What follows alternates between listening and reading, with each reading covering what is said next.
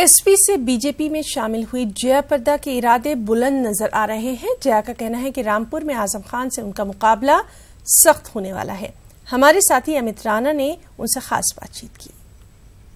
की धनी साथ ही एक आकर्षक व्यक्तित्व वाली जया प्रदा जी फिलहाल हमारे साथ है। न्यूज़ 18 के कुछ सवालात होंगे उनके साथ जिनका वो जवाब देंगी। सबसे पहले मैम आपका स्वागत है न्यूज़ 18 पर और जानना चाहूंगा कि फिल्मों से आपने अपना करियर शुरू किया, उसके बाद राजनीति में पूरी तरीके से सक्रिय हैं, तो जानना चाहूंगा राजनीति और फिल्मों में क्या अंतर देखती हैं? बहुत अंतर है। वो रील है, ये रियल है।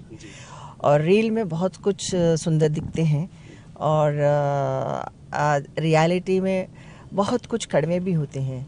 लेकिन एक ज़िंदगी में तो नवरस होते हैं, उस नवरस को हम लोगों को पहचानना ज़रूरी है और रास्ता साफ दिखना चाहिए। उस रास्ते पे चलने के लिए कोशिश भी करनी चाहिए। एक लंबा अरसा आपने बिताया सपा के साथ, उसके बाद आप एक नई पारी की शुरुआत कर रही हैं। रामपुर से आप सांसद का चुनाव लड़ रही हैं, वो भी भाजपा के साथ। किस तरीके से लेकर चलते हैं सपा पार्टी को और भाजपा को? बहुत अंतर है, बहुत अंतर है। क्योंकि देखिए, एक मोदी जी को देखिए। मोदी जी 18 घंटे के ऊपर, 18 घंटे से ज़्यादा मोदी जी काम कर रहे हैं और सिर्फ जनता के लिए ही कर रहे हैं। और इस देश को एक अच्छे निर्माण के साथ देश को आगे बढ़ाने के लिए वो काम कर रहे हैं। अखिलेश क्या है, आप देखिए कि समाजवादी पार्टी में मैं खुद रही, वहाँ पे क्या महिलाओं का क्या सुरक्षा था, क्या सुरक्षा दिया है अखिलेश ने? क्या कुछ इतने अभद्र जो टिप्पणी हमारे ऊपर कर रहे हैं। अगर वो नेता सही है तो वो अपने घर में भी देखना चाहिए ना, कि वो उनके घर में भी बहू हैं, बेटियां हैं, सब कुछ है। तो वो क्या वो दूसरों के ऊपर टिप्पणी करना अच्छा लगता है, मनोरंजक है, लेकिन खुद के बेटियों पे नज़र नहीं डालना चाहिए कोई। तो ये मानसिकता समाजवादी पार्टी में है। लेकिन आज मैं बीजेपी के उनके जो डेवलपमेंट्स है, उनके जो विकास के जो कार्यों को देखने के बाद मुझे ऐसा लगा कि ये सही पार्टी है हमारे लिए। एक महिला को अगर सम्मान देना हो तो बीजेपी सम्मान देती है। रामपुर गढ़ माना जाता है, मुस्लिम मतदाताओं की तादाद वहाँ बहुत ज़्यादा है और आजम खान का उसे गढ़ माना जाता है। सीधी टक्कर इस बार आजम खान से है, तो किन मुद्दों पर लेकर आप समझते हैं कि आजम खान को आप परास्त करेंगे? देखिए, आजम खान साहब किसानों का जो ज़मीन है, वो ज़मीन उन्होंने किसान को देने में तकलीफ़ है उनको। और देखिए, एक दबंग नेता का इमेज है आजम साहब का, तो लोग ये चाहते हैं कि वो उन खुले आसमान में सांस लेने के लिए वो चाहते हैं। तो मैंने 2 बार सांसद रही वहाँ पे। मैं अपने हिसाब से मैं अपने जीने के लिए वहाँ पे कोई वो एहसास नहीं था मुझे, क्योंकि हरदम मुझे यही फीलिंग होता था कि पता नहीं क्या होने वाला है, पता नहीं क्या मेरे ऊपर क्या डाल देगा, क्या हमला हो जाएगा। इसी डर से मैं जीती थी। लेकिन आज समाजवादी पार्टी से मुक्त होने के बाद, मैं बीजेपी आने के बाद मुझे बहुत ताकत मिली है और मैं खुश हूँ।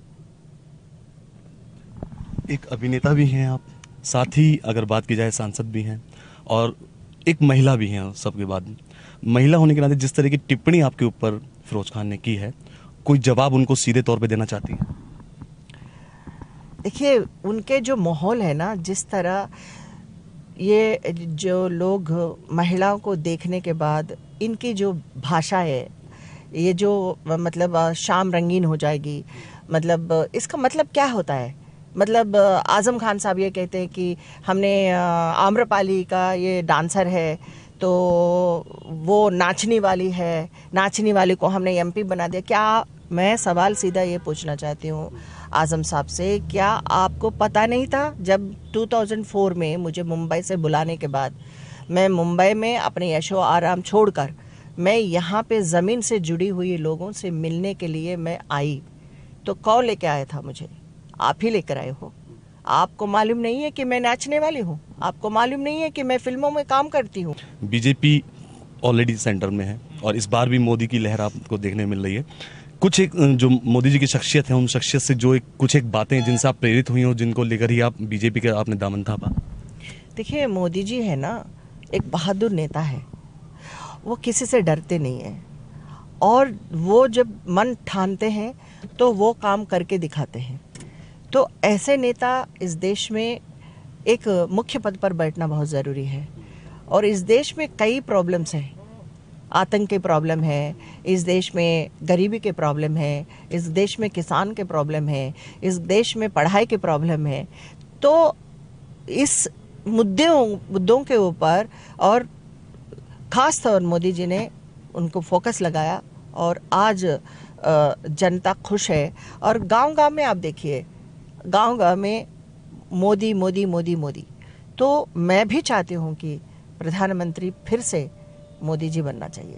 बहुत बहुत शुक्रिया। ये थी हमारे साथ जया जी। उनका साफ तौर पे कहना ये था कि मोदी ही उन्हें चाहिए और मोदी की जो शख्सियत है उसका कोई तोड़ नहीं है।